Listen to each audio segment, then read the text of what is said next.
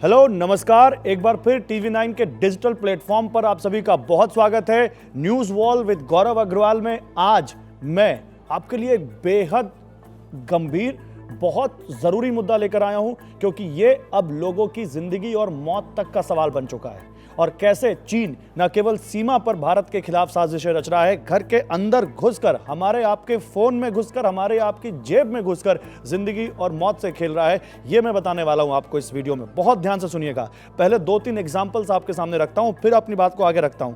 16 दिसंबर को 28 साल के वी सुनील नाम के एक शख्स ने पहले 5 महीने के अपने बेटे को मार डाला और फिर दूसरे कमरे में जाके खुद आत्महत्या कर ली। रीजन, वो फर्जी लोन ऐप्स जो लोगों को बहुत ज्यादा इंटरेस्ट रेट पर लोन दे रहे हैं और ना चुका पाने के बाद उनको जमाने भर में बेइज्जत कर रहे हैं। आगे 12 दिसंबर को 24 साल की किरनी मोनिका नाम की एक महिला ने जहर खा लिया और उसकी मौत हो गई। अगेन सेम रीजन, उसने किसी एक ऐप के जरिए लोन लिया था और वो लोन कुछ हजारों में था, लेकिन इतना ज्यादा इंटरेस्ट लगा दिया, इतना ज्यादा पेनल्टी लगा दी कि वो लाखों में चला गया और वो लोन उसने किसी की मदद के लिए लिया था और उस महिला ने ना चुका पाने की वजह से और खुद की बदनामी की वजह से आत्महत्या कर ली। अगेन एक और 14 दिसंबर को तेलंगाना में एक 36 साल के शख्स ने जहर खा लिया। उसका कारण भी यही था, क्योंकि ये फर्जी लोन कंपनियां लोन ना चुका पाने के चलते, लोन चुका ना पाने के चलते कैसे, देखिए वो लेते हैं 4-5 हजार का लोन और हो जाता है 80 हजार का, हो जाता है 1 लाख का, 1.5 लाख का। ये कौन सा इंटरेस्ट रेट है, कौन सी दुनिया का, कौन से देश का इंटरेस्ट रेट यहाँ पे लग रहा है। और फिर वो ब्याज चुकाते हैं तो यहाँ पर मूल बढ़ता चला जाता है और फिर उनको इस तरह से बदनाम किया जाता है सोसाइटी में कि उनके पास कोई चारा ही नहीं बचता कि वो खुद को खत्म कर ले।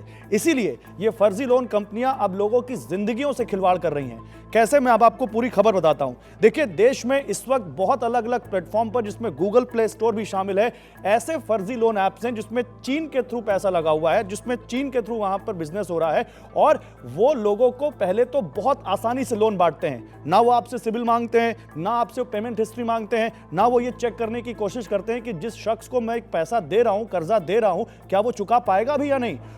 मिनटों में आपने अप्लाई किया, आपके अकाउंट में पैसा आ गया, लेकिन आपने एक दिन देरी कर दी, आप उस लोन को नहीं चुका पा रहे हैं, तो फिर क्या करते हैं वो, उनके पास ऐसी टेक्नोलॉजीज हैं। पहले तो वो आपसे मांगते हैं कि अपने घर वालों का नंबर दीजिए, वो पहले तो आपसे कहते हैं कि आप अपने आसपास वालों का नंबर दीजिए ताकि आपसे संपर्क ना हो पाए तो उनसे बात करें। लेकिन कुछ जानकारी ये कहते हैं कि जब उस ऐप को आप अपने फोन में इंस्टॉल करते हैं तो वो चोरी छिपे आपका डेटा चोरी करते हैं, आपके डेटा को चीन के सर्वर में स्टोर करते हैं, आपकी जितनी फोन बुक में जितने नंबर सेव हैं सारे कॉन्टैक्ट्स को वो हैक करते हैं और फिर वो आपको लोन ना चुका पाने की स्थिति में आपके घर वालों को फोन करना शुरू करते हैं, आपके दोस्तों को फोन करना शुरू करते हैं। यहां तक कि ऐसी खबरें आई हैं कि व्हाट्सएप ग्रुप तक बना दिया उन लोगों ने अपने रिश्तेदारों का और उसमें बोला है कि ये शख्स ने मुझसे पैसा उधार लिया, अब ये भाग रहा है, इसने पैसा नहीं दिया है, आप लोग इन पर प्रेशर डालिए कि हमारा पैसा चुकाएं। सोचिए सोसाइटी में कितनी बदनामी होती है। वो आदमी खुदकुशी नहीं करेगा तो क्या करेगा। और लोन चुकाने में भी कोई दिक्कत नहीं है, लोन चुकाने के लिए राजी हैं लोग। 6,000 का लोन 6 लाख में कैसे तब्दील हो सकता है भाई, कौन सा इंटरेस्ट लग रहा है। 5,000 का लोन लिया तो उसमें जीएसटी 1,200 रुपए के आसपास काट लिया, अकाउंट में 3,800 रुपए आएंगे, जबकि जो स्टैंडर्ड प्रोसेसिंग फी होती है वो 1% के आसपास होती है। आप किसी अच्छे बैंक से लोन लीजिए, किसी एनबीएफसी से लोन लीजिए, 5 लाख का भी लोन लेंगे तो अराउंड 5,000-6,000 रुपए की प्रोसेसिंग फी आती है।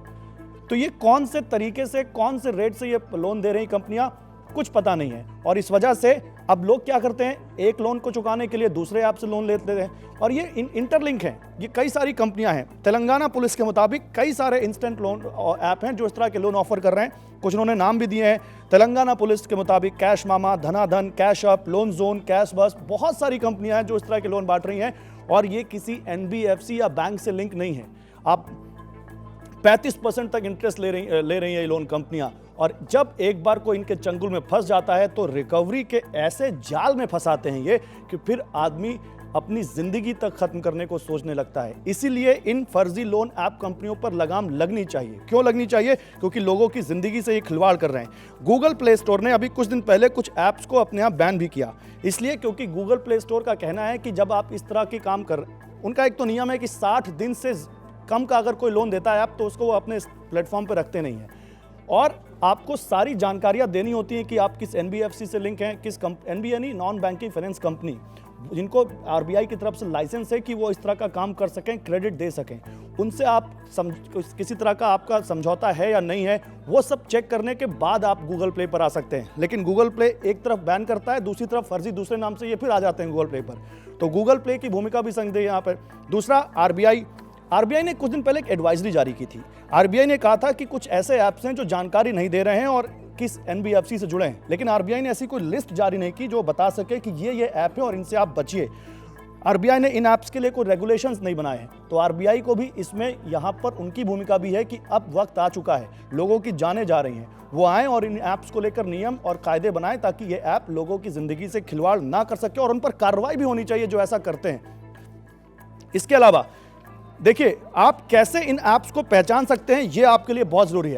आप मोबाइल ऐप पे खाना ऑर्डर करते हैं, आधे घंटे में खाना आपके पास आ जाता है, उससे पहले ये पैसा आ जाता है आपके ऐप में, तो कुछ तो गड़बड़ होगा। अगर आप किसी को पैसा दे रहे हैं तो आप उसके बारे में सोचेंगे, जानकारी हासिल करेंगे कि कहीं पैसा डूब ना जाए, या तो आप उसको बहुत अच्छे से जानते होंगे। हम तो किसी को जानते ही नहीं, हमने किसी को अप्लाई किया, उसने तुरंत मेरे अकाउंट में पैसा डाल दिया, तो कुछ तो गड़बड़ होगा। और अगर आपने कभी लोन के लिए अप्लाई किया होगा तो आपने एक शब्द सुना होगा, सिबिल स्कोर। सिबिल स्कोर ये पैमाना होता है कि किसी शख्स की पेमेंट हिस्ट्री कितनी अच्छी है। अगर आपकी पेमेंट हिस्ट्री अच्छी है तो आपका स्कोर 700-800 के आसपास होता है, अगर अच्छी नहीं है तो उससे कम होता है। लेकिन अगर कोई आपसे सिबिल पूछे ही ना, आपका सिबिल स्कोर चेक ही ना करे, तो ये सबसे बड़ा यहाँ पर अलार्म है आपके लिए कि कहीं कुछ फर्जीवाड़ा तो नहीं है। आपकी पेमेंट हिस्ट्री ना चेक करे, आपसे आपकी सैलरी स्लिप ना मांगे, आपसे पूछे ना कि आप कितना कमाते हैं, आप पेमेंट कर पाएंगे नहीं कर पाएंगे, तो यहाँ पर ये सबसे बड़ा साइन है कि कहीं ना कहीं ये कुछ गड़बड़ कर रहे हैं। दूसरा, जब आप किसी की वेबसाइट पर या ऐप पर जाएं लोन लेने के लिए, तो आपको ये चेक करना चाहिए कि उनके ऑफिस का एड्रेस कहाँ है। बहुत सारे ऐसे लोन ऐप हैं जिन्होंने वेग एड्रेस लिख रखे हैं, कैसे कनॉट प्लेस, दरियागंज, चांदनी चौक। अरे किस ऑफिस में, किस ब्लॉक में, कौन सी बिल्डिंग में है, ये तो पता होना चाहिए। ऐसा कुछ है ही नहीं वहाँ पर। किस एनबीएफसी से जुड़े हैं, ये ऐप किस लाइसेंस वाली कंपनी से जुड़ा हुआ है, किस एनबीएफसी से जुड़ा हुआ है, कुछ लोन देने वाली कंपनी से जुड़ा हुआ है जिसको आरबीआई ने लाइसेंस दे रखा है, इसका भी कोई जिक्र नहीं है। तो ये सब थोड़ा रिसर्च करिए, वरना ये ऐसे रिकवरी के जाल में फंसा रहे लोगों की कि लोगों की जान तक जा रही है। ये आपको देखना चाहिए।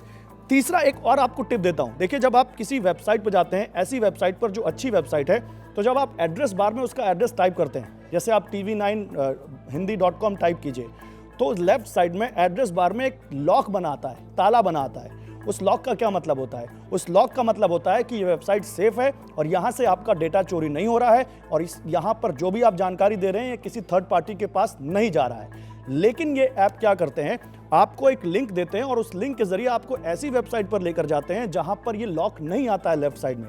दैट मीन्स कि वो कहीं ना कहीं फिशी है, वहां पर आपका डेटा चोरी हो रहा है। तो ऐसी वेबसाइट पर जाने से भी आप बचिए, ये भी एक साइन है।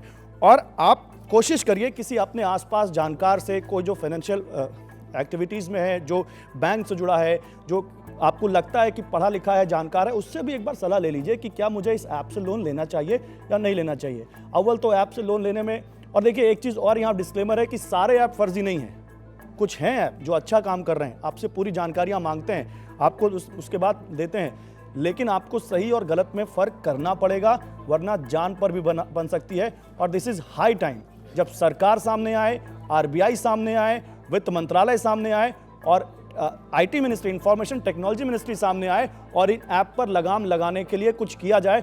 वरना ऐसे आपको हम खबरें बताते रहेंगे और ये लोग ऐसे ही फर्जीवाड़ा करते रहेंगे, जो ना हमारे लिए अच्छा है, ना आपके लिए अच्छा है और किसी के लिए अच्छा नहीं है, केवल इन रिकवरी एजेंट्स को छोड़कर, जो केवल और केवल लोगों की जान पर खेलकर, लोगों को बेवकूफ़ बनाकर, लोगों पर प्रेशर डालकर, डराकर, धमकाकर, समाज में बदनाम करके उनसे किसी तरह उनकी गाड़ी कमाई लूटना चाहते हैं। ऐसे ऐसे केस आए हैं कि लोगों ने 6,000 रुपए का लोन लिया और अब 2.5 लाख रुपए चुकाने के लिए अपनी ज़मीन तक बेच दी उन्होंने। तो क्या आप इसके लिए तैयार हैं? नहीं तैयार हैं तो दिमाग खोल के रखिए। इन ऐप पर लोन लेने से पहले रिसर्च करिए और फिर आप इन पर लोन लेने की सोचिए भी। यहाँ पर कोशिश थी आपको सावधान करने की, आपको इन फर्जी लोन ऐप से बचाने की, और फर्जी नहीं तो इस तरह का गलत काम करके आपको परेशान करने वाले इन ऐप से बचाने की। न्यूज़ वॉल विद गौरव अग्रवाल में फिर आपसे मुलाकात होगी, तब तक के लिए दीजिए इजाजत। नमस्कार।